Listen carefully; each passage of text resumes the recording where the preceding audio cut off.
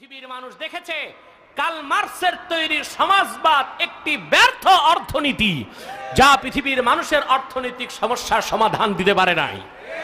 তারপরে মানুষ দেখলো পৃথিবীতে পুঁজিবাদের দাপট। কিসের দাপট? আমেরিকা ব্রিটেন যে পুঁজিবাদ, ইউরোপ আমেরিকা পাশ্চাত্য। বিশেষজ্ঞদের মতে আর কিছুদিনের মধ্যেই পুঁজিবাদের মৃত্যু ঘনিয়ে আসতেছে ইনশাআল্লাহ। ঠিক কিনা বলে? বাঁচার জন্য পৃথিবীর মানুষকে ১৫০০ বছর আগে আল্লাহর পক্ষ থেকে দেওয়া যাকাত ভিত্তিক অর্থনীতিকে গ্রহণ করে নিতে হবে। ঠিক কিনা বলে? আজকে মার্কিন যুক্তরাষ্ট্রের অবস্থা খারাপ, এটা ইতিমধ্যেই প্যারালাইসিস হয়ে গেছে। মার্কিন যুক্তরাষ্ট্রের ক্লিনিক্যাল ডেথ হয়ে গেছে, রুহুটা বের হওয়া বাকি আছে। ঠিক কিনা বলেন? বাগদাদের মুসলমানেরা, আফগানের মুসলমানেরা তার বিষাক্ত দাঁত আর কোমরকে ভেঙে টুকরা টুকরা করে দিয়েছে। আমি বলবো যুক্তরাষ্ট্রের ক্লিনিক্যাল ডেথ হয়ে গেছে, মৃত্যুর ঘোষণাটা বাকি আছে। গত একটি বছর তার দেশে ১.৫ লক্ষ যুবক বেকার হয়েছে, হাজার হাজার মার্কিন নাগরিক স্ট্রিট বেগার হয়েছে, ভিক্ষুক হয়ে গেছে। তার অর্থনৈতিক ধস নেমেছে। ইনশাআল্লাহ এই ধস থেকে আর কোনোদিন উত্তরণের ব্যবস্থা তার হবে না। ঠিক কিনা বলেন? কারণ এই যুক্তরাষ্ট্র পৃথিবীতে এত মানুষকে হত্যা করেছে, পৃথিবীর সৃষ্টির সূচনা থেকে আজ অবধি খ্রিস্টানরা যত মানুষ হত্যা করেছে পৃথিবীর ইতিহাসে তার নজির পাওয়া যায় না। ঠিক কিনা বলেন? কিন্তু ওরাই আবার আমাদেরকে বলে সন্ত্রাসী। কি বলে? কি বলে? কারণ চোরের মার বড় গলা। চোরের মার বড় গলা। চুরি করে কয় না আমার ছেলে খুব সুফি সাপ, আমার ছেলে কি পৃথিবীতে সন্ত্রাসকে সৃষ্টি করতেছে মার্কিন যুক্তরাষ্ট্র। তার পতন অবিসম্ভাবী। বলছিলাম পেটের সমস্যা বহুত বড় সমস্যা। এই জন্য হিন্দুস্তানের শ্রেষ্ঠতম মুহাদ্দিসদের একজন মুসলিম দার্শনিক শেখুল ইসলাম আল্লামা ওলিউল্লাহ মুহাদ্দিস দেহলভী রাহমাতুল্লাহি আলাইহি হুজ্জাতুল্লাহিল বালেগার মধ্যে কোরআন হাদিস থেকে ইসলামী অর্থনীতির রূপরেখা তুলে ধরেছেন। কার্ল মার্কস সেই পুস্তকটাকে হুজ্জাতুল্লাহিল বালেগাটাকেই চুরি করে ইউরোপ নিয়ে ইংরেজিতে ট্রান্সলেট করে ওই কিতাব থেকে আল্লাহ ও আল্লাহর হাবিবের নাম কোরআন হাদিসের শব্দগুলো বাদ দিয়া কিছু মোটিভেশন করে সমাজতন্ত্রকে আবিষ্কার করেছে। সমাজতন্ত্রের যতটুকু কৃতিত্ব সেটার জন্য ইসলামের কাছে তারা ঋণী, কিন্তু তাদের ভিত্তি হচ্ছে নাস্তিকতা। ইসলামের মূলটাকেই তারা বাদ দিয়েছে, এই জন্য তারা আজকে ব্যর্থ হয়ে গেছে। ঠিক কিনা বলেন? অতএব পৃথিবীর মানুষ পেট সমস্যার সমাধানটা বহুত বড় একটি জিনিস। সাহাবীর ছিল ২টা সমস্যা। কয়টা?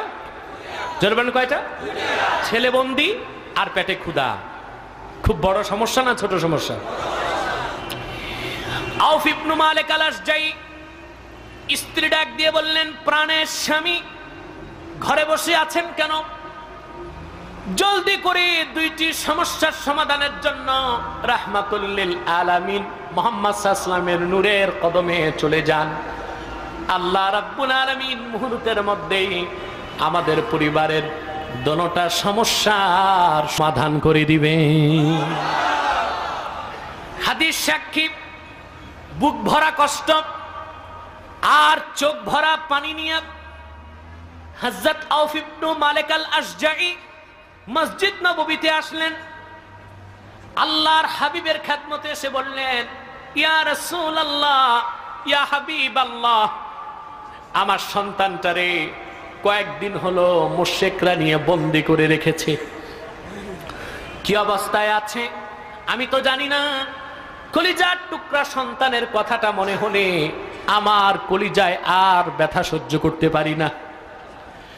আমার দ্বিতীয় সমস্যা, কয়েকদিন যাবৎ ঘরে কোনো খানা পানি নাই, ক্ষুধার্ত আমি। একদিকে মানসিক যন্ত্রণা, আরেকদিকে শারীরিক যন্ত্রণা। বিশ্বনবী মুহাম্মদ সাল্লাল্লাহু আলাইহি ওয়াসাল্লাম তাকে সমাধান দিলেন। আউফ ইবনে মালিককে ডাক দিয়ে বললেন, আউফ, ইত্তাকিল্লাহ ওয়াসবির। বলেন না সুবহানাল্লাহ। ইত্তাকিল্লাহ ওয়াসবির, ইত্তাকিল্লাহ ওয়াসবির। তুমি আল্লাহকে ভয় করো আর ধৈর্য ধারণ করো। ওয়া আমুরুকা ওয়া ইয়াহা আন তাস্তাকসিরা মিন কওলি লা হাওলা ওয়ালা কুওয়াতা ইল্লা বিল্লাহ। আর আমি তোমাকে আর তোমার স্ত্রীকে আদেশ করছি, তোমরা স্বামী আর স্ত্রী বেশি বেশি করে এই দুটো সমস্যার সমাধানের জন্য লা হাওলা ওয়ালা কুওয়াতা ইল্লা বিল্লাহ পড়তে থাকো। সুবহানাল্লাহ বলবেন না? আল্লাহর হাবিব মুহাম্মদ সাল্লাল্লাহু আলাইহি ওয়াসাল্লাম নির্দেশ করলেন যে আল্লাহকে ভয় করো। কাকে? আর ধৈর্য ধারণ করো। হুজুর পাক সাল্লাল্লাহু আলাইহি ওয়াসাল্লামের এই নির্দেশের হিকমত হচ্ছে এটা, সাহাবী যেন মুশরিক আর কাফেরদেরকে ভয় না করে, ভয় করতে যেন আল্লাহকে, আর ধৈর্য যেন ধারণ করে, খুদাকে যেন ভয় না করে, ভয় যেন করে আল্লাহকে। সুবহানাল্লাহ বলবেন না? এই জন্য তার হুজুর পাক সাল্লাল্লাহু আলাইহি ওয়াসাল্লাম প্রথম নির্দেশ করলেন তাকে, তুমি খুদাকেও ভয় পেও না, কাফের মুশরিককেও ভয় পেও না, ইত্তাকিল্লাহ ওয়াসবির, তুমি আল্লাহকে ভয় করো আর ধৈর্য ধারণ করো। আর তুমি আর তোমার স্ত্রী বেশি বেশি করে লা হাওলা ওয়ালা কুওয়াতা ইল্লা বিল্লাহ এই দোয়াটা পড়তে থাকো। বলেন না সুবহানাল্লাহ? আমি বসার পর দেখলাম ফায়ার ব্রিগেডের অফিসার আপনাদেরকে বললেন আগুন টাগুন লাগলে ওনাদেরকে খবর দিতে, ঠিক কিনা? ওনাদেরকে খবর দিতে হবে, কিন্তু ভরসা কার উপর রাখবেন? যারা বলেন কার উপর? বাঁচানোর মালিককে, মারার মালিককে, সুখ দেওয়ার মালিককে, দুঃখ দেওয়ার মালিককে, ইজ্জতের মালিককে, বেইজ্জতির মালিককে, জিল্লতির মালিককে, ক্ষমতার মালিককে, ক্ষমতা থেকে নামাবার মালিককে, গদিতে বসাবার মালিককে, গদি থেকে বেইজ্জত করে রাস্তায় নিক্ষেপ করার মালিককে।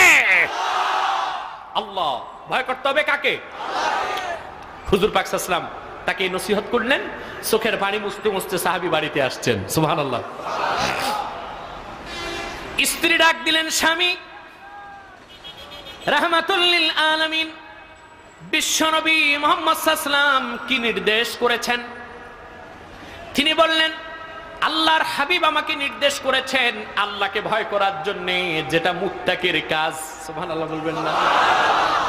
আর ধৈর্য ধারণ করতে, এটাও মুত্তাকির কাজ। আর ওয়া ইন্না রাসূলুল্লাহি সাল্লাল্লাহু আলাইহি ওয়াসাল্লাম আমারানি ওয়া ইয়াকে আন নাস্তাকসিরা মিন কওলি লা হাওলা ওয়ালা কুওয়াতা ইল্লা বিল্লাহ। আর বিশ্বনবী মুহাম্মদ সাল্লাল্লাহু আলাইহি ওয়াসাল্লাম তোমাকে আর আমাকে আদেশ করেছেন আমরা যেন বেশি বেশি লা হাওলা ওয়ালা কুওয়াতা ইল্লা বিল্লাহ পড়তে থাকি। বলেন সুবহানাল্লাহ। ভাইরা আমার, হাদিস সাক্ষী, সাহাবী আর তার স্ত্রী আল্লাহর উপর ভরসা করলেন, ধৈর্য ধারণ করলেন, বেশি বেশি লা হাওলা ওয়ালা কুওয়াতা ইল্লা বিল্লাহ পড়তে লাগলেন। এই দোয়াটা মনে থাকবে? জোরে বলেন। এটার সংক্ষিপ্ত নাম হাওকালা। কি নাম? জোরে বলেন। হাওকালা। বিপদে পড়লেই আপনারাও আগে চিৎকার দিবেন না আগে দোয়া পড়বেন? আমরা বিপদে পড়লে বেশি সবার আগে চিৎকার দেয় মহিলারা, ঠিক কিনা? চিৎকারের এমন চোটপাট থাকে, তিল মনে হয় তাল হয়ে গেছে, ঠিক কিনা?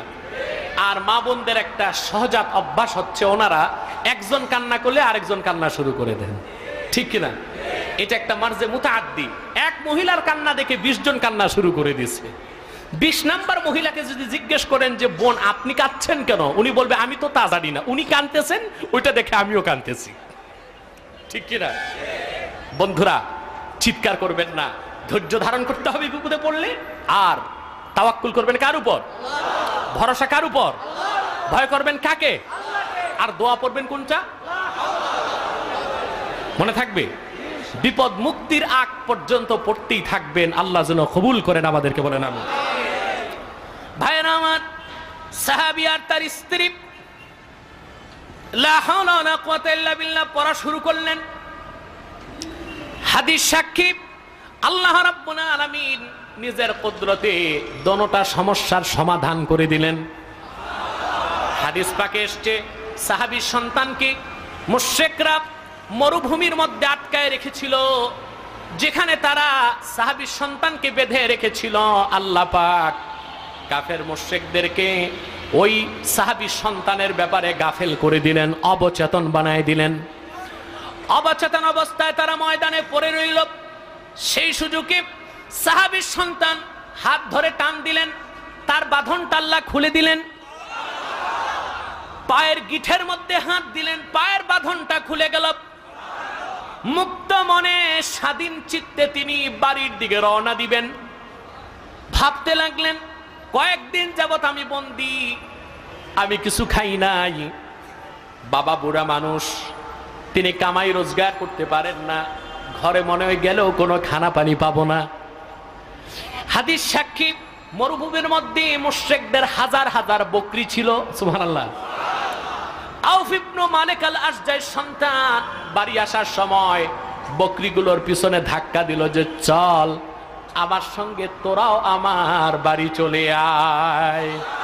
হাদিস সাক্ষী, আউফ ইবনে মালিক আল আশজাইর সন্তান যখন বাড়ি ফিরে আসলো, তার সঙ্গে কাফের মুশরিকদের 4000 বকরি সাহাবীর বাড়ি চলে গেল। তৎক্ষণাৎ আল্লাহ পাক সেই সাহাবীর শানে কোরআনের আয়াত নাজিল করে দিলেন, ওয়া ইয়াত্তাকিল্লাহা ইয়াজআল লাহু মাখরাজা ওয়া ইয়ারযুকহু মিন হাইসু লা ইয়াহতাসিব। আল্লাহ পাক কোরআনে আউফ ইবনে মালিকের ঘটনাটাকে চির অম্লান করে দিলেন। সুবহানাল্লাহ বলেন। তিনি ঘোষণা করলেন, যে ব্যক্তি আমার হাবিব মুহাম্মদ সাল্লাল্লাহু আলাইহি ওয়াসাল্লামের সাহাবী আউফ ইবনে মালিকের মতো আমি আল্লাহকে ভয় করবে, মুত্তাকি হবে, বিপদ থেকে উদ্ধারের রাস্তা আমি আল্লাহই করে দিব। আর এমন জায়গা থেকে আমি আল্লাহ রিজিকের বন্দোবস্ত করব যেটা সে চিন্তাও করতে পারবে না। যেমন আউফ ইবনে মালিকের সন্তানকে আমি আজাদ করে দিলাম, আর তার বাড়িতে এক বেলা খাবারের ব্যবস্থা ছিল না, আমি আল্লাহ গায়বী ভাবে 4000 বকরি বাড়ি পাঠায় দিলাম। এই হচ্ছে মুত্তাকির সাথে আল্লাহর 9টা ওয়াদা। আমরা মুত্তাকি হব, রাজি আছে? মুত্তাকির মানে হচ্ছে আল্লাহকে ভয় করে চরিত্রবান হতে হবে, চরিত্রটাকে কোরআন এবং হাদিসের রঙে রঙিন করতে হবে, তাইলে আপনারা মুত্তাকি হতে পারবেন। ঠিক কিনা বলেন? দেখুন, মুত্তাকি বলতে আমরা মনে করি দাড়ি, টুপি, জুব্বা, পাগড়ি। ঠিক কিনা? দাড়ি এটা কি তাকওয়া? জোরে বলেন। পাগড়ি, আবা, জুব্বা এটা তাকওয়া না, এটা লেবাসুত তাকওয়া। এটা কি? জোরে বলেন কি? এখন আগে কি তাকওয়া না আগে লেবাস? আগে তাকওয়া তারপরে লেবাস। ঠিক কিনা? আগে চাকরি তারপরে ড্রেস, নাকি আগে ড্রেস? কথা বলে না। আগে কি? চাকরি তারপরে ইউনিফর্ম আপনি পাবেন। চাকরি ছাড়া যদি ইউনিফর্ম লাগান তাহলে আপনি হচ্ছেন ভুয়া। আপনি কি? যে ব্যক্তির চরিত্র ভালো না, যার ভিতরে তাকওয়া নাই, হৃদয়ে আল্লাহর ভয় নাই, তার দাড়ি তো দাড়ি হবে না, হবে নাকি? পাগড়ি পাগড়ি হবে না, তার লেবাসটার দ্বারা কোনোদিন সে মুত্তাকি হতে পারবে না, কারণ তার তাকওয়া নাই, চাকরি নাই, শুধু ইউনিফর্মটা লাগাইছে বাটপারি করার জন্য। কি করার জন্য? কারণ এখন মনে করুন এখানে একজন এসপি আসলে, এসপি এসে পরিচয় দিল কি? জোরে বলেন। ড্রেস আছে, তারপর তার মনোগ্রাম আছে, কি কি থাকে না, সব আছে। এখন আপনি সন্দেহ হলো আপনাদের, আপনারা খবর দিলেন পুলিশকে, পুলিশ এসে চিনে ফেলছে না এটা এসপি না, এটা এসপি ভুয়া এসপি, ড্রেস লাগায় আসছে বাটপারি করে পয়সা খাওয়ার জন্য। তখন ওই লোকটার অবস্থা কি হবে? পিঠা এত মানুষ তাম্বুরা বানায় দিবে। ঠিক কিনা? তাহলে এই পোশাকের দ্বারা সে তার নিজকে রক্ষা করতে পারলো। আবার মনে করুন একটা লোক সত্যি পুলিশে কাজ করে, ওসি সাহেব, উনি ড্রেসটা খুলে সেন্টু গেঞ্জি আর জিন্সের প্যান্ট লাগায়া এই বাজারে এসে একটু লাফালাফি করতেছে, লোকজন ধরে তার কিছু উত্তম মধ্যম দিলে জনগণের কোনো দোষ হবে? ঊর্ধ্বতন কর্মকর্তা তাকে বলবে বেকুফ, তুমি ওসি সাহেব ড্রেস ছাড়া এসে ফালাফালি করতেছো কেন? তাইলে চাকরি লাগবে, তারপর ড্রেস লাগবে। ঠিক কিনা বলেন?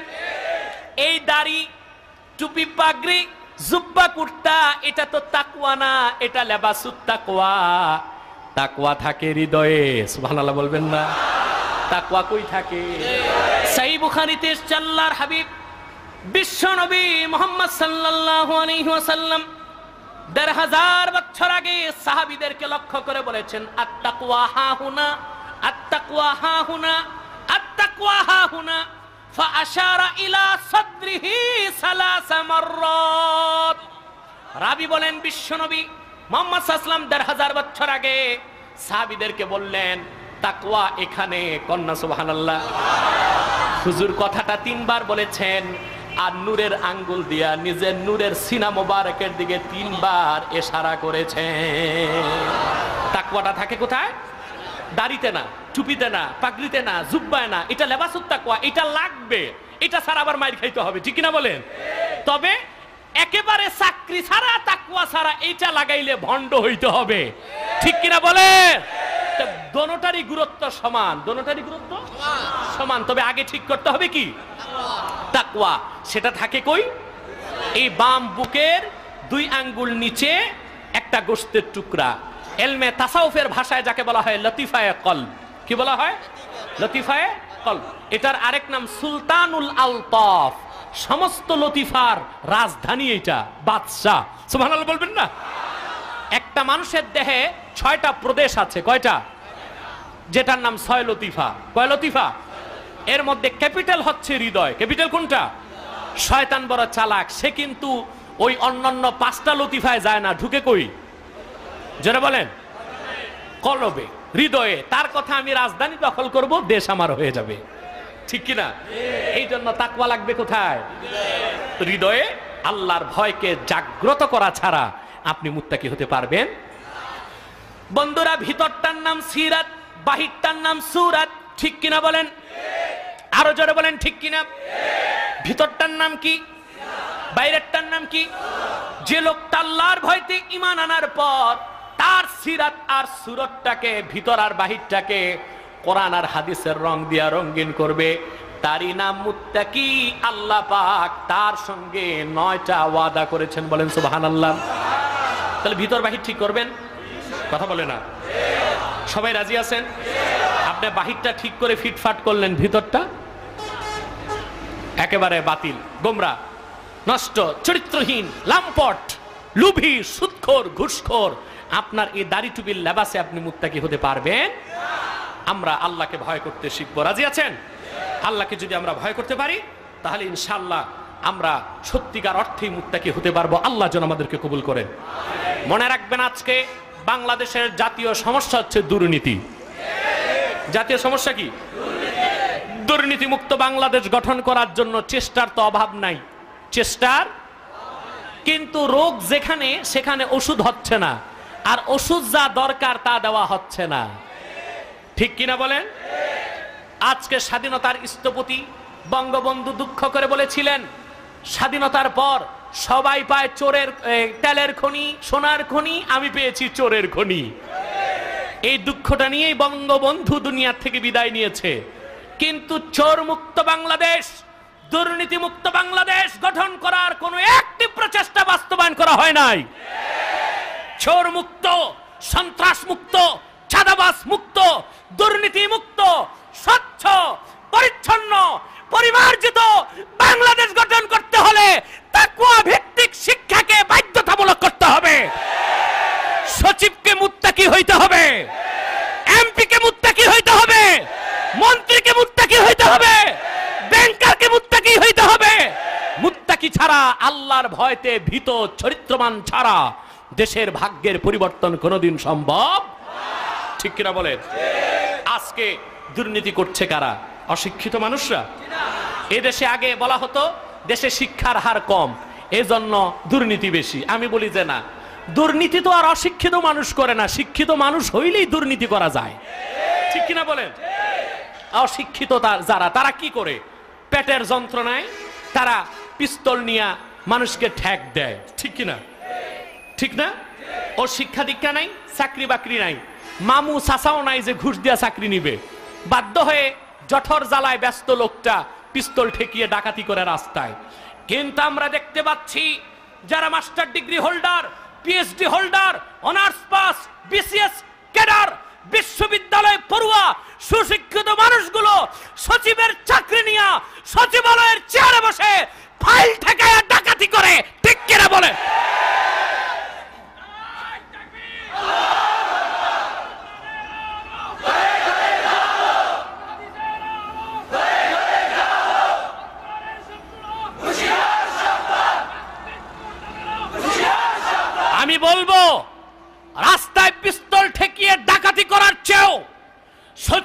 বসে ফাইল ঠেকায়া গম চুরি করা তার চেয়ে বড় অপরাধ। এদেশে দুর্নীতি মুক্ত করার জন্য আগে ছিল অ্যান্টি কারাপশন, ঠিক কিনা? এখন সেটা বাতিল, অকার্যকর। এখন করা হলো দুদক। কি করা হয়েছে? দুর্নীতি দমন। দুর্নীতি চলে গেছে? জোরে বলেন। যদি দুদক হওয়ার পর দুর্নীতি বন্ধ হতো, বাংলাদেশের রাস্তাঘাটের টাকাগুলো কারা খেয়ে ফেললো? রিলিফের টিন কারা চুরি করলো? রিলিফের বিস্কিট কারা চুরি করলো? দেশের অর্থনীতি কেন ভেঙে গেল? দেশটা কেন তলাহীন ঝুড়িতে পরিণত হয়ে গেল? দুদক দিয়ে, অ্যান্টি কারাপশন দিয়ে দুর্নীতি বন্ধ করা যাবে না। দুর্নীতি বন্ধ করতে হলে আল্লাহর ভয়ের শিক্ষায় জনগণকে শিক্ষিত করতে হবে। আর সেটা হচ্ছে কোরআন সুন্নাহ ভিত্তিক, তাকওয়া ভিত্তিক চরিত্রবান মানুষকে তৈরি করে তারপরে সচিব বানাও, মন্ত্রী বানাও, এমপি বানাও, দেশের চেহারাটা পাল্টায় যাবে ইনশাআল্লাহ। ঠিক কিনা বলেন? আজকে দুদক করা হয়েছে দুর্নীতি দমন করার জন্য। দেখা গেল ভূত তাড়াবার জন্য সরিষা, সরিষার ভিতরেই ভূত আছে। ভূত কোথায়? ভূত যাবে না আরো ধরবে, ভূত যাবে না আরো ধরবে। তাকওয়ার শিক্ষা বুঝতেছেন? আল্লাহর ভয় যার ভিতরে আছে তার পক্ষে ঘুষ খাওয়া সম্ভব, ফাইল ঠেকানো সম্ভব, চুরি করা সম্ভব, রাস্তার বাজেটের টাকা খাওয়া সম্ভব, কালভার্টের টাকা চাবায় খাওয়া সম্ভব, গম চুরি করে খাওয়া সম্ভব। চিল্লায় বলেন সম্ভব। সে ভয় করবে কাকে?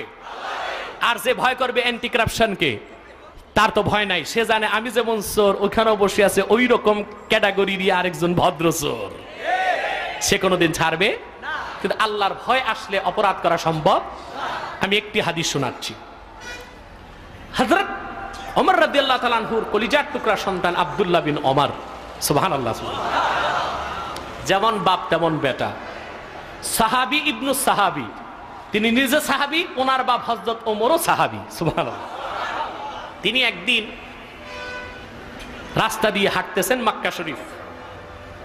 এমন সময় দেখলেন পাহাড়ের উপর থেকে এক রাখাল বকরির পাল নিয়ে নামতেছে। বকরির পাল মানে হাজার হাজার বকরি। বকরি দেখলে তো একটু লোভ আসবেই, ঠিক কিনা? পছন্দ হয় না? তো ওনার ভিতরে একটু পছন্দ লাগলো, একটা বকরি কিনতে চাইলেন। রাখালকে তিনি বললেন, বি'নি শাতাম মিনাল গানাম, তোমার বকরির পাল থেকে একটা বকরি আমার কাছে বিক্রি করো। রাখাল বলল যে হযরত, এটা আমার পক্ষে সম্ভব না, কারণ আনা আব্দুম মামলুক, আমি আরেকজনের গোলাম, আর বকরিগুলো তার। তার অনুমতি ছাড়া বকরি আমি আপনার কাছে বিক্রি করতে পারবো না। সুবহানাল্লাহ। আমিরুল মুমিনিন, অর্ধেক পৃথিবীর শাসকের ছেলেকে রাখালই জবাব দিয়ে দিল। সুবহানাল্লাহ বলবেন না? রাখালের জবাবটা শুনে হযরত আব্দুল্লাহ বিন ওমর উনি তাকে একটু যাচাই করতে চাইলেন। কি করতে চাইলেন? যে তাকওয়াটা কি রকম আছে তার। তিনি বললেন, দেখো হাজার হাজার বকরি একটা বিক্রি করলে তো তোমারও লাভ আমারও লাভ, মালিক তো বুঝবে না, একটা বকরি কমলে কি বুঝবে? তো তিনি বললেন যে না হযরত, হুজুর, আমার যিনি মালিক উনি বড্ড চালাক, বকরিগুলো বের করার সময় গনেন, ফেরত নিলেও গনেন। আব্দুল্লাহ বিন ওমর তার একটু যাচাই করতে চাইলেন। বললেন, তুমি বলে দিও কাদ আকালাহা যিবু, যে বকরি কম ওইটা বাঘে খাইছে। একটা বকরি কে খাইছে?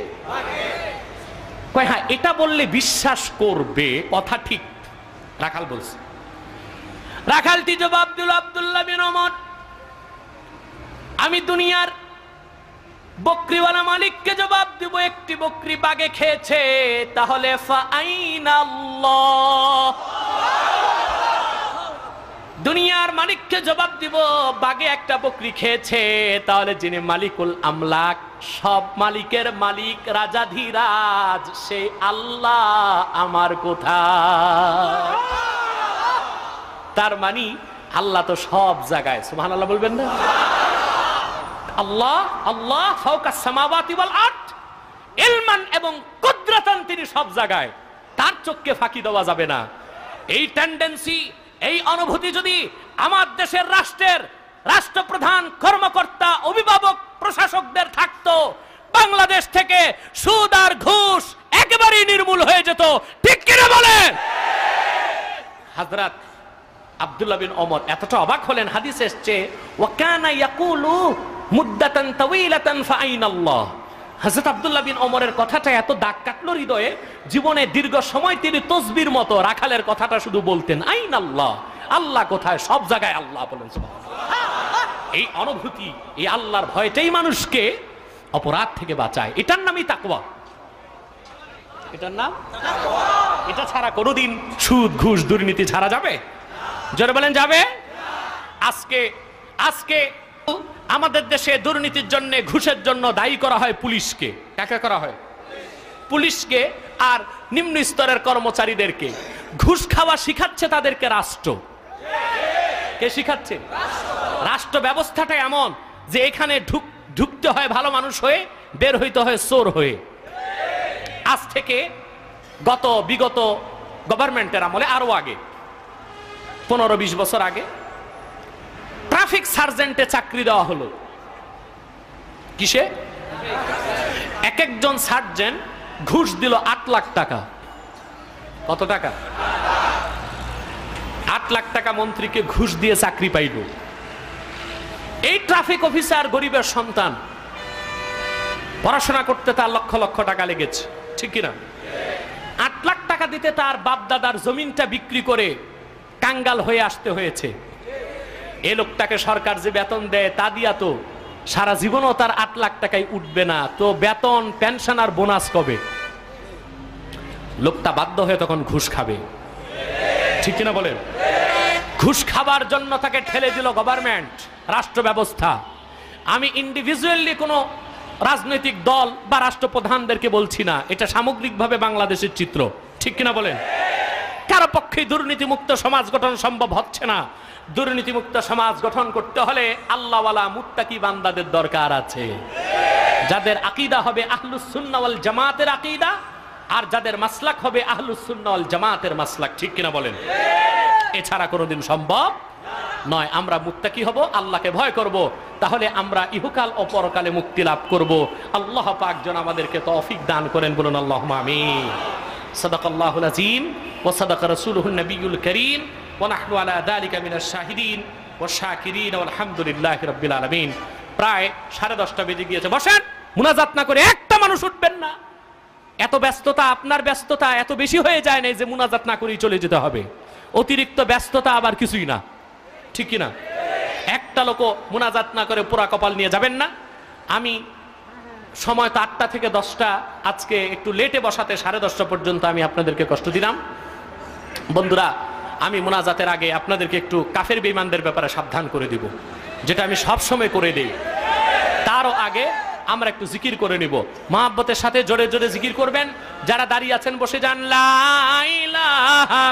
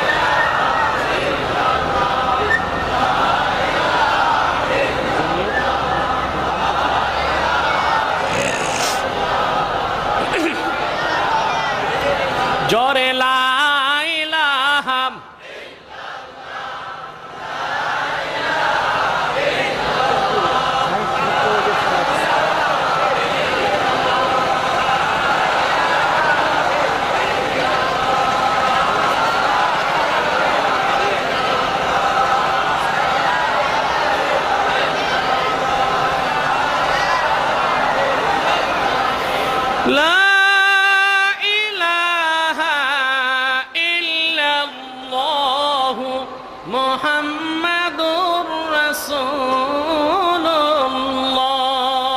সাল্লাল্লাহু আলাইহি ওয়াসাল্লাম। বন্ধুরা, আমরা বিদায়ের জন্য প্রস্তুত হচ্ছি। আপনারা অনেকেই প্যান্ডেলে জায়গা পান নাই, বাইরে বসে আছেন খালি আকাশের নিচে। কর্তৃপক্ষকে আমি বলেছি আগামীতে আরো বড় করে প্যান্ডেল করবে ইনশাআল্লাহ।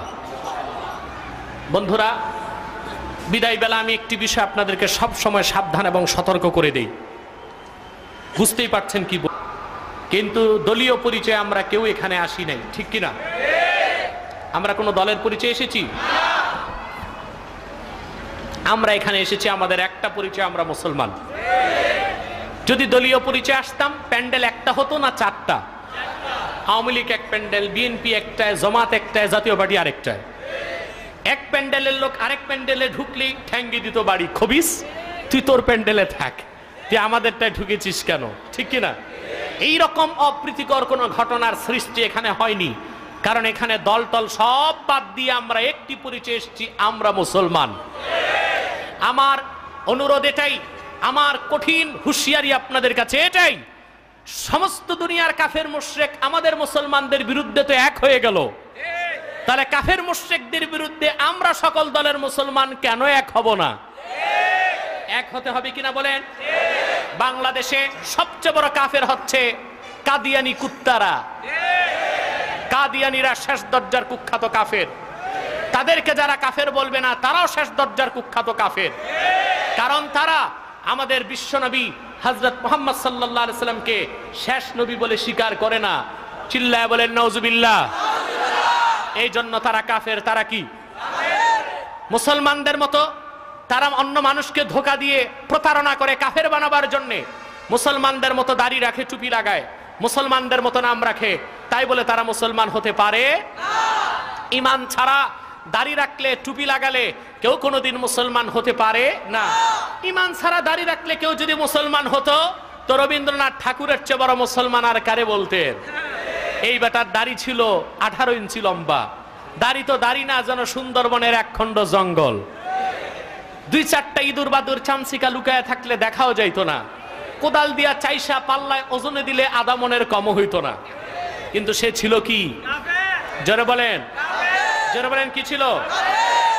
আমাদের দেশে কিছু আছে বামপন্থী দালাল, তারা রবীন্দ্রনাথের বন্দনাটে ইবাদত মনে করে, ঠিক কিনা? এখন শুনতেছি আবার বিশ্ববিদ্যালয় করা হবে, রবীন্দ্র বিশ্ববিদ্যালয়। ভালো করে রবীন্দ্রনাথকে গবেষণা করে খাঁটি হিন্দু কিভাবে হওয়া যাবে, ঠিক কিনা বলেন? নজরুলের চর্চা নাই, নজরুলের চর্চা নাই, নজরুল বিশ্ববিদ্যালয় দরকার নাই, করতে হবে রবীন্দ্র বিশ্ববিদ্যালয়। এই বেটা হিন্দু ঠাকুরের জন্য এত মহব্বত জাগলো কেন হৃদয়ে? কারণ কুল্লু শাইইন ইয়ারজিউ ইলা আসলিহি, প্রত্যেক জিনিসই তার আসলের দিকে ঠেলে, ঠিক কিনা বলেন? এই জন্য দাদার কথা আর ভুলতে পারে না।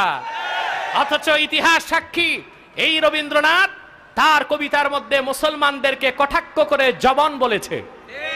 কি বলেছে? অচ্ছুত বলেছে, অচ্ছুত, অস্পৃশ্য, অচ্ছুত, জবন বলে মুসলমানকে কটাক্ষ করেছে। লোকটি ব্রিটিশদের দালালি করেছে নোবেল পাবার জন্য। আর আমার বাংলার দামাল সন্তান নজরুল সারাটা জিন্দেগি আগ্রাসী ব্রিটিশদের গোলামিকে ছিন্ন করে লাল কুত্তাকে সমুদ্র পাড়ি দিয়ে ব্রিটেন পালাবার জন্য ব্যবস্থা করেছে, কবিতা লিখেছে।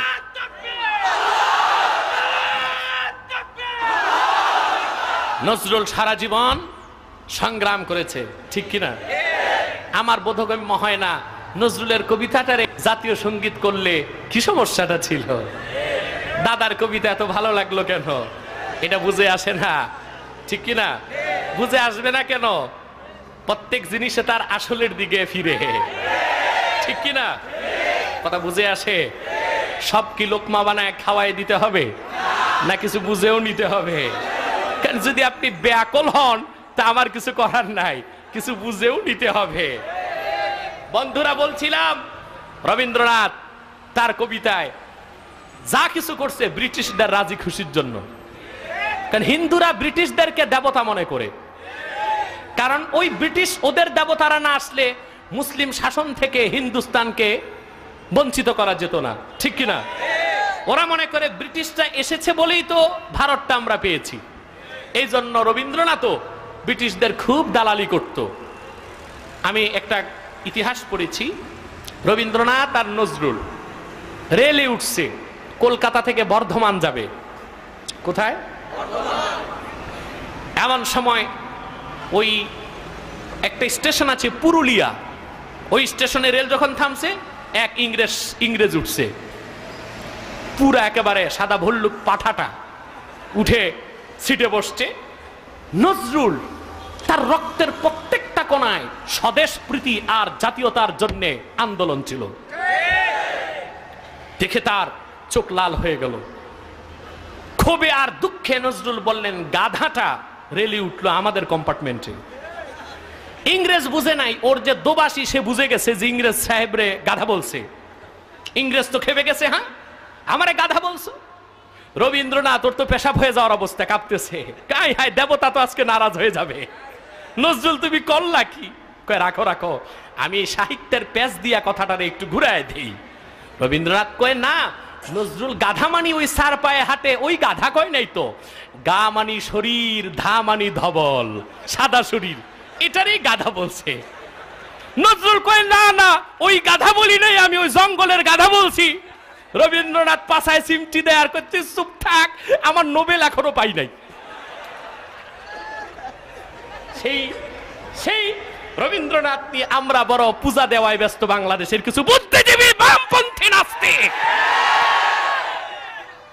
বাংলাদেশে রবীন্দ্র বিশ্ববিদ্যালয় নয়, ফররুক আহমদের নামে বিশ্ববিদ্যালয় করতে হবে, কবি জসিমউদ্দিনের নামে বিশ্ববিদ্যালয় করতে হবে, ডক্টর ইকবালের নামে বিশ্ববিদ্যালয় করতে হবে, নজরুল ইসলামের নামে বিশ্ববিদ্যালয় করতে হবে।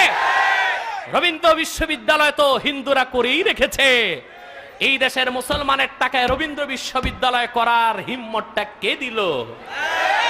এই খাহেশ ইনশাআল্লাহ পূরণ করতে দেওয়া হবে না। এই রবীন্দ্রনাথ লম্বা দাড়ি ছিল, সে ছিল কি কাফের। দাড়িতে সে মুসলমান হইতে পারে? ইমান ছিল না। ইমান ছাড়া পাগড়ি লাগালে কেউ মুসলমান হবে?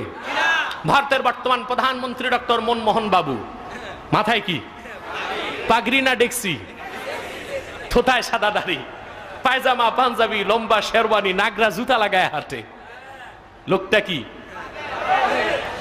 এক শয়তান কুকুরের পায়খানা লাড্ডু বানায়া উপরে নাম লেখছে দিল্লি কা লাড্ডু।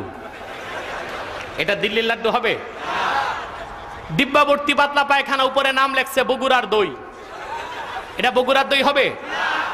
তদ্রূপ কাদিয়ানীরা শেষ দরজার কুখ্যাত কাফের আব্দুল আউয়াল, আব্দুস সামাদ, মুবাশশির আলী, কবির চৌধুরী, গওহর রেজভী আর রাশেদ খান মেনন নাম রাখার দ্বারা কোনদিনও তারা মুসলমান হইতে পারে না।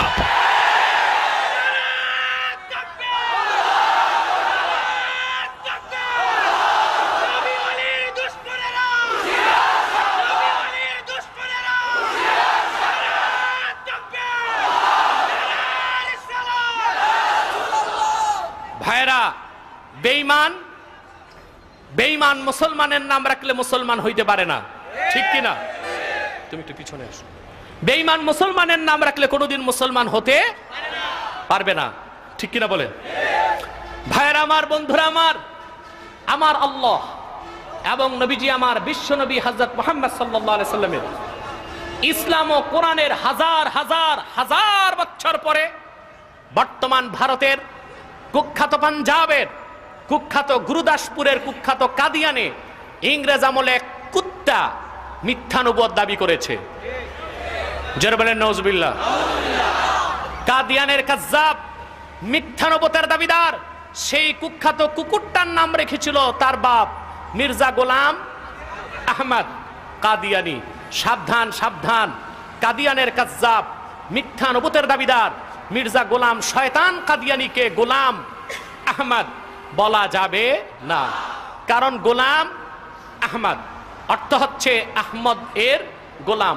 কোন কাফের কোনোদিনও গোলাম আহমদ এর গোলাম হতে পারে না।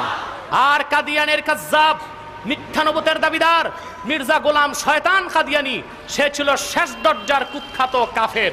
সে গোলাম আহমদ এর গোলাম ছিল না, সে ছিল কুখ্যাত শয়তানের কুখ্যাত গোলাম। বন্ধুরা আমার, কাদিয়ানের কাজ্জাব মিথ্যা নবুয়তের দাবিদার মির্জা গোলাম শয়তান কাদিয়ানি কুত্তাটার উপর গজব এসেছে 1908 সালে। এই রকম গজব এসেছে, দুনিয়ার অন্য কোন কাফিরের উপর এই রকম গজব আসে নাই। আপনারা নমরুদের নাম শুনছেন না? তাকে মারতে আমার আল্লাহ পাক কি পাঠাইছেন? বাঘ না ভল্লুক? ভালো মশা না ল্যাংরা মশা?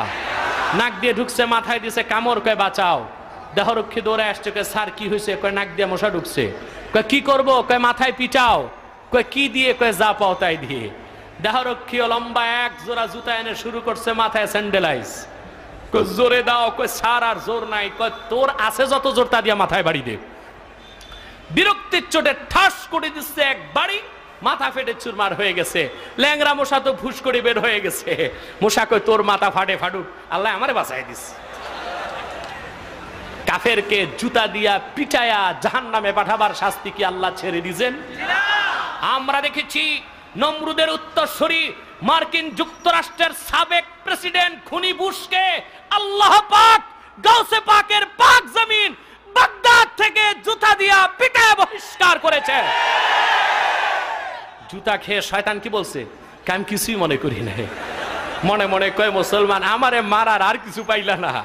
ও তো জানে ওর গায়ের চামড়ার চেয়ে মুসলমানের জুতার চামড়ার দাম অনেক বেশি। আমি ভাবছি কি দিয়া মারলে কিছু একটা মনে করতো, জুতার তলায় যদি একটু মশলা লাগায় মারা যাইতো, গন্ধ টন্ধ বাইলে কিছু একটা মনে করতো। ফেরাউন ছিল কাফের, আল্লাহ পাক তারে কেমনে মারছেন? নমরুদ মরেছে মশার কামড়ে, ফেরাউন ডুবেছে পানিতে, সাধারণ কাফেররা মরে এমনে ওমনে। আর 1908 সালে কাদিয়ানের কাজ্জাব মিথ্যা নবুয়তের দাবিদার মির্জা গোলাম শয়তান কাদিয়ানি কুত্তাটা পায়খানায় ডুবে ধ্বংস হয়েছে। যখন গজব আসছে, পায়খানা ভাঙ্গা ডিগবাজি খাইয়া গুমুতের হেড অফিসে দাখিল হয়েছে। জনমের তরে পেশাব পায়খানা খেয়ে মরা শুয়োরের মতো ফুলে গেছে। কাদিয়ানের কাজ্জাব মিথ্যা নবুয়তের দাবিদার মির্জা গোলাম শয়তান কাদিয়ানি 1908 সালে পায়খানায় ডুবে জাহান্নামের কুখ্যাত কুকুর হয়েছে, তার অনুসারীরাও ধ্বংস হয়েছে। বর্তমানে কিছু কাদিয়ানি বাংলাদেশে আছে যারা ইসলামের বিপক্ষে, মুসলমানের বিপক্ষে, স্বাধীন বাংলাদেশের বিরুদ্ধে চক্রান্ত করছে। আমি বলবো সকল দলের মুসলমান ঐক্যবদ্ধ হয়ে কাদিয়ানিদেরকে নির্মূল করার জন্য রাস্তায় নামতে হবে। বন্ধুরা, আপনারা শুনলে অবাক হবেন, বর্তমান বাংলাদেশের পররাষ্ট্র সচিব গওহর রেজভী একটা কাদিয়ানি। এ লোকটি ইসলামের বিরুদ্ধে, মুসলমানের বিরুদ্ধে চক্রান্ত করে যাচ্ছে। বাংলাদেশের রাষ্ট্রীয় ভৌগোলিক সীমানাকে মুছে দেবার চক্রান্তে সে লিপ্ত আছে। আপনারা দেখতে পেলেন গোটা দেশের জাতীয় বিবেক যখন টিপাইমুখ বাঁধ নির্মাণের বিপক্ষে সোচ্চার। আমরা টিপাইমুখ বাঁধ নির্মাণ করতে দিতে চাই না, ঠিক কিনা বলেন? ভারত এই বাঁধ নির্মাণ করে গোটা বৃহত্তর সিলেটকে পানি শূন্য করে ভাতে মারার, পানিতে মারার চক্রান্তকে বাস্তবায়ন করতে চায়। কোন এজেন্ডা বাস্তবায়ন করতে চায়? ভাতে মারার, পানিতে মারার চক্রান্তকে বাস্তবায়ন করতে। এজন্য সে টিপাইমুখে বাঁধ নির্মাণ করতে যাচ্ছে। বিশেষজ্ঞদের মধ্যে টিপাইমুখ বাঁধ যদি নির্মিত হয় তাহলে দেশ বছরে 400 কোটি টাকার শুধু মাছ থেকেই বঞ্চিত হবে। লক্ষ লক্ষ মেট্রিক টন ধান থেকে দেশ বঞ্চিত হবে। গোটা জাতীয় বিবেক যখন টিপাইমুখ বাঁধ নির্মাণের বিপক্ষে সোচ্চার, আমরা দেখতে পাচ্ছি কুখ্যাত কাফের কাদিয়ানি গওহর রেজভী তখন ভারতের পক্ষে, টিপাইমুখ বাঁধ নির্মাণের পক্ষে কথা বলে নির্লজ্জ দালালিতে ব্যস্ত আছে।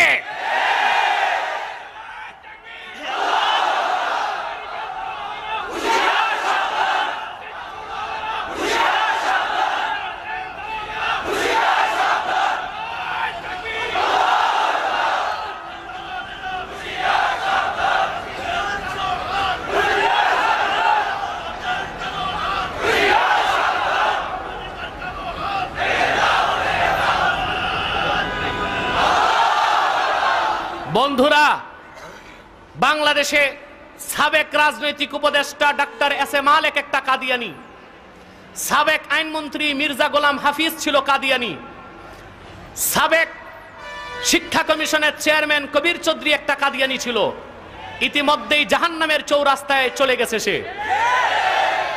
কাদিয়ানিরা মানুষকে ধোঁকা দেবার জন্য নাম পরিবর্তন করে করে মিথ্যা পরিচয় দেয়।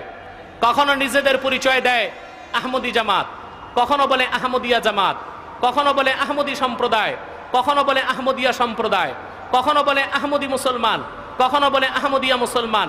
সাবধান, যত কাদিয়ানি ছিল আছে থাকবে, তারা কেউ আহমদি জামাত নয়, আহমদিয়া জামাত নয়, আহমদি সম্প্রদায় নয়, আহমদিয়া সম্প্রদায় নয়, আহমদি মুসলমান নয়, আহমদিয়া মুসলমান নয়। তারা হচ্ছে শয়তানি জামাত, কুখ্যাত জাহান্নামের কুখ্যাত কুকুরের দল। আমাদের সকল দলের একটাই দাবি, অনতিবিলম্বে স্বাধীন বাংলায় শয়তান কাদিয়ানীদেরকে রাষ্ট্রীয়ভাবে অমুসলিম ঘোষণা করতেই হবে, করতেই হবে, করতেই হবে। এই দাবি আদায়ে যদি জান ও মাল দিতে হয়, কারা কারা প্রস্তুত আছেন হাত তুলে দেখা।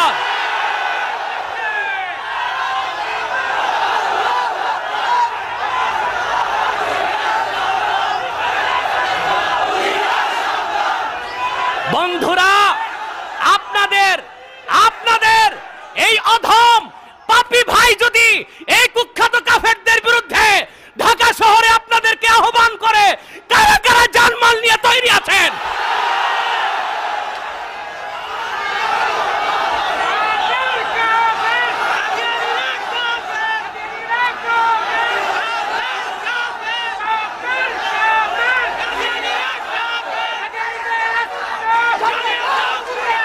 বন্ধুরা বসেন।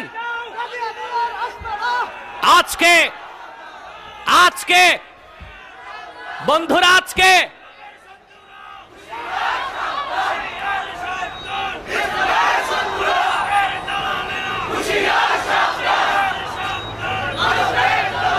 আজকে যুদ্ধাপরাধীদের শাস্তি করার ব্যবস্থা নেওয়া হচ্ছে। আমরাও চাই সত্যিকার অর্থে স্বাধীন বাংলাদেশের বিপক্ষে যারা ছিল সেই যুদ্ধাপরাধীদের শাস্তি করা হোক। কিন্তু যারা কুখ্যাত কাফেরদের পক্ষে দালালি করে, আমি বলি তারা ধর্মাপরাধী, তারাও কুখ্যাত কাফের। যুদ্ধাপরাধীদের আগে কুখ্যাত কাফের ধর্মাপরাধীদের শাস্তি বাংলার মাটিতে নিশ্চিত করতে হবে।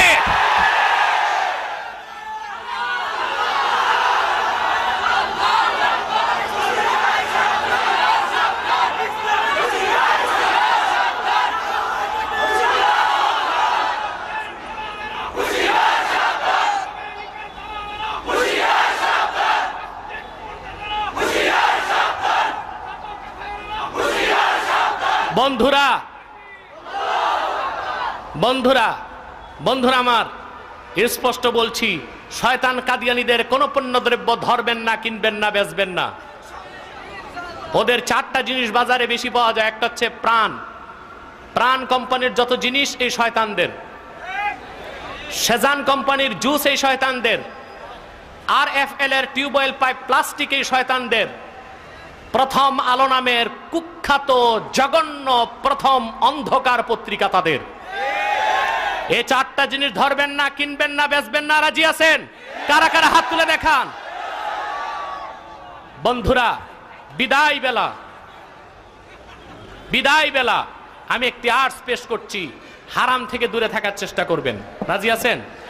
সামনে হারাম থেকে দূরে থাকবেন।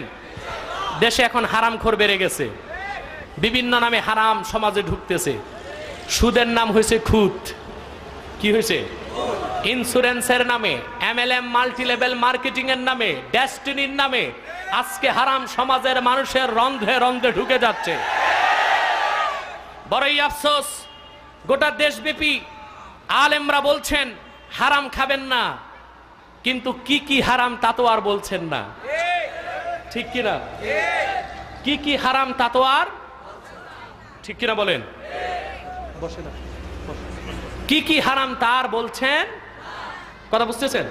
কিন্তু আমাদের স্পষ্ট করতে হবে নতুন নতুন নামে কি কি হারাম সমাজে ঢুকতেছে। ঠিক কিনা বলেন? মনে রাখবেন, আপনাদের সবচেয়ে বড় বুজুর্গি হচ্ছে হালাল খাওয়া। কামাই করবেন হারাম, খাইবেন হালাল, এটা কোনোদিন সম্ভব? বিয়ে শাদী না করে সন্তান আশা করা কি কোনোদিন যায়? ওই এক লোক এক বুজুর্গের কাছে দোয়া করছে, হযরত मेरे लिए बतौर खास दुआ करिए कि अल्लाह ताला हमको एक फर्जंद अता फरमाए। হুজুর আমার জন্য ভালো করে খাস করে দোয়া করবেন, আল্লাহ যেন আমার একটা নেক ছেলে সন্তান দেয়, ফারজান। এক বছর পর গেছে, কতদিন পর? এক বছর পর গেছে। যে কয় হযরত দোয়া কবুল নেই হুই, দোয়া তো হুজুর কবুল হইল না, কি দোয়া করছেন? তিনি বলছেন, ভাই তুম শাদি শুদা ভি কর চুকে, বিয়ে শাদি করছো? কয় না না হুজুর, বিয়ে শাদি করি নাই। कम वक्त उल्लू का पट्टा, शादी नहीं किया और तुम फर्जंद मांगते हो, शादी कर पहले। উল্লুর পাঠা গাধা, তুই আগে বিয়ে কর, তারপর আল্লাহর কাছে দোয়া করবো আমি তোর সন্তান হবে ছেলে না মেয়ে। বিয়ে না করে সন্তান চাওয়া যেই রকম বোকামি, তার চেয়ে বড় বোকামি হারাম কামাই করে হালাল খাইতে চাওয়া। ঠিক কিনা বলেন? মনে রাখবেন, সমস্ত হারামকে বর্জন করবেন। আজকে আমার উপর ফরজ হয়ে গেছে নাম ভেঙ্গে বলা, ডেস্টিনি থেকে দূরে থাকবেন। সম্পূর্ণ 100% হারাম অর্থনীতি, কিন্তু তারা শরিয়া বোর্ডের দোহাই দিয়ে বলছে এটা হালাল। এতে মানুষের ডবল ক্ষতি হচ্ছে, এক হারাম খাচ্ছে মানুষ, আর হারামকে হালাল মনে করা কুফর। এই কারণে মানুষের ঈমান নষ্ট হয়ে মানুষ একেবারে খাঁটি কাফের হয়ে যাচ্ছে। আমি প্রকাশ্যে এই জনসমুদ্রে চ্যালেঞ্জ করছি, ডেস্টিনির কার্যক্রম শরীয়ত বিরোধী এবং হারাম। আপনারা আশেপাশে কোনো ভালো মাদ্রাসা যদি থাকে, আর সেখানে যদি কিতাবি আলেম কোনো মুফতি থাকে, তার কাছে যাবেন, তিনি মুহূর্তের মধ্যে আপনাকে হাদিস এবং ফতুয়ার কিতাব খুলে এই এমএলএম যে হারাম তা দেখায় দিবেন। বিষয়টাকে কি আরেকটু স্পষ্ট করে দিব আমি? আমার বাংলাদেশে যেখানেই যাই, আমার আলোচনার শেষে প্রশ্ন উত্তর থাকে অনেকগুলো, কিন্তু এখানে দায়িত্ব আমার নয়, এখানে তাদের নির্ধারিত বক্তা আছেন যিনি প্রশ্ন উত্তর দিবেন। কিন্তু প্রশ্ন না করলেও যার উত্তর দেওয়াটা ফরজ, ওই রকম একটা প্রশ্ন হচ্ছে ডেস্টিনি জায়েজ না না জায়েজ। দেখুন, দলিল তো পরে, আগে আকলে সালিম, বিবেক কি বলে? ডেস্টিনি অর্থ কি শিক্ষিত মানুষরা বলেন তো? ভাগ্য কি এমএলএম এর হাতে না আল্লাহর হাতে? যে জিনিসের নাম থেকে শিরকের গন্ধ আসে, এটা কেমন করে আবার শরীয়ত সম্মত হয়? তা তো কোনোদিন শরীয়ত সম্মত হবার প্রশ্নই আসে না। দুই, এই ডেস্টিনি এমএলএম মাল্টিলেভেল মার্কেটিং আবিষ্কার করেছে এক কানাডিয়ান মার্কিন নাগরিক, জন্মসূত্রে ইহুদি। ইহুদির আবিষ্কৃত একটা অর্থনৈতিক কার্যক্রম কেমন করে আবার শরীয়ত সম্মত হয়, এটা বোঝার জন্য তো দাওরা পাস আর কামেল পাস করার কোনো দরকার নাই। ইহুদির আবিষ্কৃত জিনিস পুরাটাই যে লেনদেনটা সুদ ভিত্তিক আর হারাম, তা বোঝার জন্য বেশি এলেম আর বিদ্যার দরকার নাই। তৃতীয়ত, কয়েকটা দলিল বলে দিচ্ছি। শরীয়তে শাইএ মাজহুল, অজানা অদেখা ব্যবসা বাণিজ্য হারাম, যেটা বাইএ গরারের অন্তর্ভুক্ত, বাইএ ফাসেদ বা হারাম। এটার জন্য ফতুয়ার কিতাব না পড়লেও চলবে, হেদায়া সালেস কিতাবুল বুয়ুটা ভালো করে পড়লেই যথেষ্ট হয়ে যাবে। অজানা অদেখা কি জিনিস? আপনি পুকুর থেকে মাছ কিনবেন, শরীয়তের হুকুম সব মাছ তুলো, চোখে দেখো, তারপরে কিনো। মাছ পুকুরে রেখে পুকুর খরিদ করা অকাট্যভাবে হারাম। কারণ যা ফাল পাটছে বাহির থেকে দেখছেন, ওটা মাছও হইতে পারে, কাকড়াও হইতে পারে, আবার কোনো ব্যাঙ্গ হইতে পারে। এইরকম ব্যবসা, অজানা অদেখা ব্যবসা শরীয়তে হারাম। গাভীর বানে দুধ দহন না করে বানের মধ্যে রেখে দুধ ক্রয় বিক্রয় শরীয়তে হারাম। কারণ আপনি যে বান থেকে দেখে দুধ কিনলেন, এখনো দুধ বের হয় নাই, বানটা ফুলে আছে, দুধও থাকতে পারে, রক্তও থাকতে পারে, পুজো থাকতে পারে, এরকম বেচাকেনা শরীয়তে কি? ডেস্টিনির মধ্যে একটা ট্রি প্ল্যান্টেশন আছে, ঠিক কিনা? গাছ বৃক্ষ প্রকল্প আছে না? আপনি 10,000 টাকা দিবেন, বান্দরবনে 15টা গাছ পাইবেন 10 বছর পরে। কোথায় পাইবেন? কয় বছর পরে? আচ্ছা, আপনাকে আমি বললাম যে ভাই আপনি যে 15 গাছ কিনছেন, দেখছেন না? হুজুর গাছ তো দেখি নাই। আসলে কথা তো ঠিক। তো যান ডেস্টিনির কাছে খবর নেন, তাদের কাছে গেছেন, তারা বললো যে ভাই গাছ তো এখন হ্যান্ড ওভার হবে না, এটা 15 বছর লাগবে। তো ভাই আমার গাছ আছে কই? কয় না, গাছ এখনো মাটির থেকে উঠে নাই, বীজ আছে, বীজ। আচ্ছা, তো বীজটা দেখান। না, বীজটা আমাদের কাছে নেই, এটা আছে মালয়েশিয়া। কোথায় আছে? মানে যেই গাছ কিনছেন ডেস্টিনি থেকে, এটার বীজ এখনো চারা হয় নাই, কিন্তু 15 বছর পর আপনি গাছ কেনার চুক্তি করলেন। 15 বছর পর গাছ বান্দরবনে পাইতেও পারেন, আবার বান্দরে খাইতেও পারে। এইরকম আমার ডান দিকে কোন দিকে?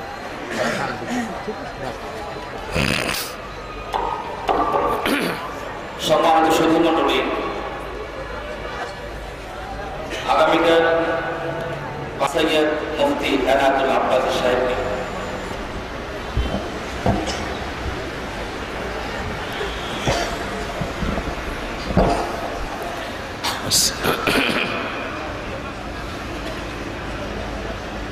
আমার মনে হয় এটাকে বলা দরকার বিদায়ী মুনাজাত। কি বলা দরকার? কারণ যেই মুনাজাতের পর আর কোনো মুনাজাত নাই ওইটার নাম আখিরি মুনাজাত। কি বলেন? এই মুনাজাতের নাম কি হবে? বিদায়ী মুনাজাত। আলহামদুলিল্লাহ রাব্বিল আলামিন والصلاة والسلام على محمد رسول رب العالمين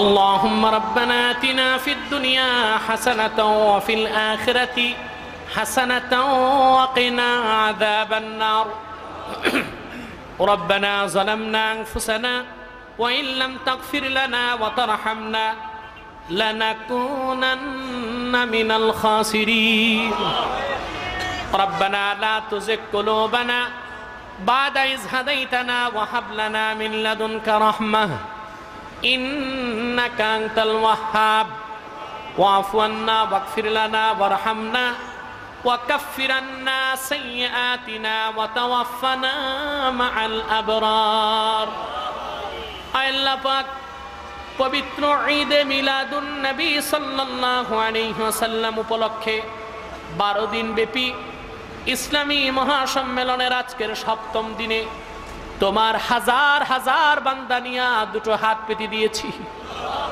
আল্লাহ পাক আজকে সন্ধ্যা থেকে তোমার বান্দারা গভীর রাত পর্যন্ত বসে রইল মাবুদ। প্যান্ডেলে জায়গা হয় নাই, হাজার হাজার মানুষ বাহিরে বসে খালি আকাশের নিচে কথাগুলো শুনলো। আল্লাহ পাক এতগুলো মানুষের মধ্যে যার দুটো হাত তোমার ভালো লেগেছে গো আল্লাহ, তার দুটো হাতের বিনিময়ে আমাদের সকলের জীবনের সব গুনাহ খাতা তুমি মাফ করে দাও। আল্লাহ পাক হৃদয়ের গভীর থেকে দোয়া করি আল্লাহ তোমার হাবিব নবীজি আমার হযরত মুহাম্মদ সাল্লাল্লাহু আলাইহি ওয়াসাল্লাম আজ থেকে ১৫০০ বছর আগে দুনিয়া থেকে বিদায় নিয়েছেন। হায়াতুন নবী হিসেবে জান্নাতুল ফিরদাউসের টুকরা রওজা শরীফে বিশ্রাম গ্রহণ করেছেন। আয় আল্লাহ পাক জীবনে একবার তোমার হাবিব নবীজি মুহাম্মদ সাল্লাল্লাহু আলাইহি ওয়াসাল্লামের জান্নাতুল ফিরদাউসের টুকরা রওজা শরীফে উপস্থিত হয়ে গো আল্লাহ তোমার হাবিব নবীজি মুহাম্মদ সাল্লাল্লাহু আলাইহি ওয়াসাল্লামের পাক পবিত্র নূরের চরণ মোবারকে আল্লাহ দরুদ ও সালামের হাদিয়া পেশ করার আগে তুমি ডাক দিও না। আল্লাহ পাক একবার বা একাধিকবার যারা সোনার মদিনায় নূরের মদিনায় যেতে পেরেছি গো আল্লাহ, জীবনে বারবার আল্লাহ তোমার হাবিব নবীজি মুহাম্মদ সাল্লাল্লাহু আলাইহি ওয়াসাল্লামের নূরের শহর মদিনা মুনাওয়ারা জিয়ারতের জন্য তাদের রাস্তাটা খুলিয়া দাও। আল্লাহ পাক আল্লাহ পাক হৃদয়ের গভীর থেকে দোয়া করি আল্লাহ তোমার হাবিব নবীজি আমার হযরত মুহাম্মদ সাল্লাল্লাহু আলাইহি ওয়াসাল্লামের নূরের চেহারা মোবারকটা একবার স্বপ্নে দেখে গো আল্লাহ বেহেশত ওয়াজিব হবার আগে তুমি ডাক দিও না। আয় আল্লাহ একবার যারা তোমার হাবিব নবীজি মুহাম্মদ সাল্লাল্লাহু আলাইহি ওয়াসাল্লামের নূরের চেহারা মোবারক স্বপ্নে দেখার সৌভাগ্য লাভ করেছে গো আল্লাহ, জীবনে বারবার দেখার জন্য আল্লাহ তাদের কপালটা তুমি সোনার কপাল বানিয়ে দাও। আল্লাহ পাক আমাদের অনেকের বাবা নাই, অনেকের মা নাই, অনেকের বাবাও নাই, আল্লাহ মাও নাই। বাবা বেঁচে থাকতে, মা বেঁচে থাকতে সন্তান গরিব ছিল, কামাই ছিল না, বেকার ছিল। এক মুঠ ভাত বাবার মুখে তুলে দিতে পারে নাই, একটা ভালো শাড়ি তার মাকে পরাতে পারে নাই। আজকে সন্তানের হাতে হাজার হাজার টাকা, দুনিয়ায় বাবাও বেঁচে নাই, আল্লাহ মাও নাই। এইসব চরম দুঃখী সন্তান যারা হাত তুলে দিয়েছে, মাবুদ বাবার কথা মনে করে, মায়ের কথা মনে করে চোখ দিয়ে পানি ঝরছে গো আল্লাহ। ওই সব বাবা মার কবরকে আল্লাহ তুমি বেহেশতের বাগান বানিয়ে দাও। আয় আল্লাহ পাক, অভাবীর অভাব দূর করে দাও, অসুস্থকে সুস্থ করে দাও, অশান্ত হৃদয়কে আল্লাহ তুমি শান্ত করে দাও। আয় আল্লাহ পাক, কে কি দুঃখ নিয়ে হাত তুলেছে আমি জানি না গো আল্লাহ। পর্দার আড়ালে আমার হাজার হাজার মা বোন বসে আছেন, কি দুঃখ মনে লালন করছে গো মাবুদ। মেয়েরা মনের দুঃখ মুখে বলতে পারে না, এমন অত দুঃখ আছে গো আল্লাহ, বলতে গেলে জবানটা পুড়ে যাবে, আর সহ্য করতে গেলে শরীরের হাড্ডিগুলো শুকায় যাবে। এইরকম যত দুঃখ কষ্ট নিয়ে গো আল্লাহ আমার ভাই আর বোনেরা হাত তুলেছেন, সকলের মনের দুঃখ কষ্ট দূর করে আল্লাহ তাদের হৃদয়টারে তুমি প্রশান্ত চিত্ত বানায় দাও। আল্লাহ পাক, গুনাহের বোঝা কাঁধে করে দুটো হাত পেতে দিয়েছি গো আল্লাহ। এত গুনাহ করেছি আমরা, পাহাড় পরিমাণ গুনার বোঝা কাঁধে নিয়েছি, সে কথা মনে হলে হাত তোলার সাহস হারায় ফেলি আল্লাহ। কিন্তু যখনই মনে পড়ে মাবুদ তুমি রহমান, তুমি রহিম, তুমি গফফার ও করিম, আমরা তোমার আখিরি নবী, নবীদের নবী, বিশ্ব নবী হযরত মুহাম্মদ সাল্লাল্লাহু আলাইহি ওয়াসাল্লামের সরাসরি উম্মত গো আল্লাহ। আশায় আমাদের বুকখানা আল্লাহ ভরিয়া যায়। আয় আল্লাহ পাক, আলোচনার শুরুতে তোমার বান্দাদেরকে আমি প্রলোভন দিয়েছি গো আল্লাহ, মুনাজাত করে গুনাহ মাফ করে নিষ্পাপ ও বেহেশতি হয়ে বাড়িতে যাব। মাবুদে বারহাক আল্লাহ, যদি দোয়া কবুল না হয়, কাল কিয়ামতের দিন তোমার এই বান্দারা আমার কণ্ঠ চেপে ধরলে বলার তো কিছুই থাকবে না। মাবুদ, আরামের ঘুমকে হারাম করে নরম বিছানা লাথি মেরে শক্ত মাটির আসন গ্রহণ করে যারা বসে রইল গো আল্লাহ, প্রত্যেক মুমিনকে তুমি শিশুর মতো বেগুনাহ নিষ্পাপ করে বাড়ি ফিরায় দাও। আল্লাহ পাক, আমাদের মুশকিলাতকে তুমি আসান করে দাও, নেক হাজাত ও চাহাতকে কবুল করে নাও। আল্লাহ পাক, 12 দিন ব্যাপী ঐতিহাসিক এই মাহফিলের জন্য যারা টাকা পয়সা দিয়েছে আর যারা কার্যকর সদস্য হিসেবে খেটেছে, সেই সকল মুমিনের আল্লাহ মুখলাস মন আর হালাল ধন তুমি কবুল করে নাও। আল্লাহ পাক, আমাদের জীবনের গুনাহগুলো মাফ করে দাও। বিসমিল্লাহি আলা নাফসি ওয়া দীনি, বিসমিল্লাহি আলা আহলি ওয়া মালি ওয়া ওয়ালাদি, বিসমিল্লাহি আলা মা আ'তানি আল্লাহ, আল্লাহু রাব্বি লা উশরিকু বিহি শাইআ, আল্লাহু আকবার, আল্লাহু আকবার, আল্লাহু আকবার, ওয়া আ'আজ্জু ওয়া আজাল্লু ওয়া আ'যামু মিম্মা আখাফু ওয়া আহজার, আযযা জারুক ওয়া জাল্লা থানাউক ওয়া লা ইলাহা গায়রুক, আল্লাহুম্মা ইন্নী আউযু বিকা মিন শাররি নাফসি ওয়া মিন শাররি কুল্লি শাইতানিম মারিদ ওয়া মিন শাররি কুল্লি জাব্বারিন আনীদ। فإن تولوا فقل حسبي الله لا إله إلا هو عليه توكلت وهو رب العرش العظيم.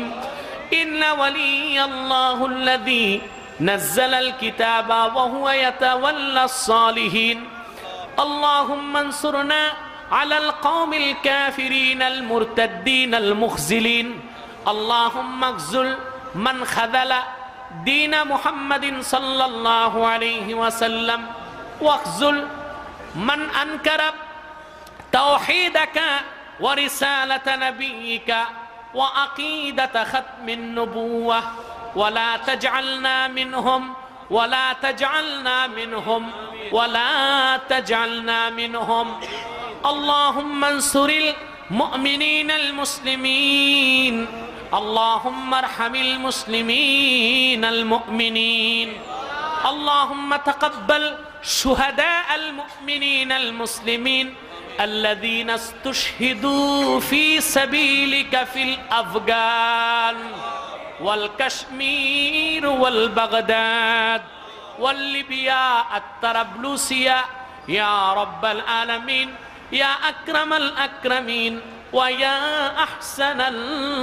الخالقين اللهم دمر ديار اليهود والنصارى اللهم دمر ديار جميع الكفار والمشركين اللهم طهر بيت المقدس من نجس اليهود اللهم طهر بيت المقدس من نجس اليهود بولن آمين اللهم طهر بيت المقدس من نجس اليهود اللهم نور قلوبنا وبيض وجوهنا وشرح صدورنا وسود وجوه الكفار وضيق صدور الكفار اللهم سود وجوه الكفار والمشركين خاصة سود وجه باراك أوباما يا رب العالمين يا أكرم الأكرمين ويا أحسن الخالقين আল্লাহ পাক পর্দার আড়ালে আমার মা বোনেরা হাত তুলে বসে আছেন তাদেরকে তুমি আবেদা জাহেদা সালেহা বানায় দাও মহিয়সী তাপসী হযরতে রাবেয়ার মতো সাধিকা বানায় দাও ভাইরা আমার একটি মিনিট সময় ছেড়ে দিলাম চক্ষুটা বন্ধ করুন দিলটা নরম করুন মাথাটা নত করুন আল্লাহর আখিরি নবী নবীদের নবী আমার বিশ্ব নবী হযরত মুহাম্মদ সাল্লাল্লাহু আলাইহি ওয়াসাল্লামের ওসিলা ধরে আল্লাহর কাছে চান যা চাইবেন তাই কবুল হয়ে যাবে যদি পারো রে ভাইরা 2 ফোঁটা চোখের পানি সদকা করে দাও ভালো করে কেঁদে নেন বাবা এই হাজার হাজার মানুষ জনসমুদ্রে বসে আছেন যে কারো দোয়া কবুল হলে আপনার দোয়াটাও কবুল হয়ে যাবে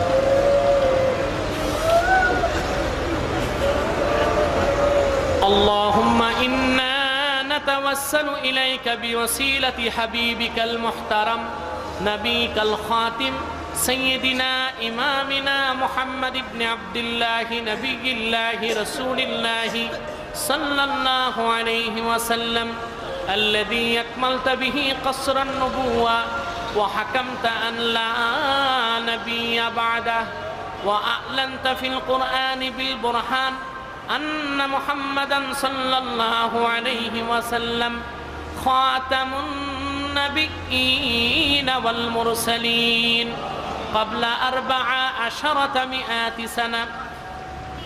اللهم صل وسلم وبارك على سيدنا حبيبنا شفيعنا مولانا محمد وآله وصحبه أجمعين والحمد لله رب العالمين. السلام عليكم ورحمة الله تعالى وبركاته.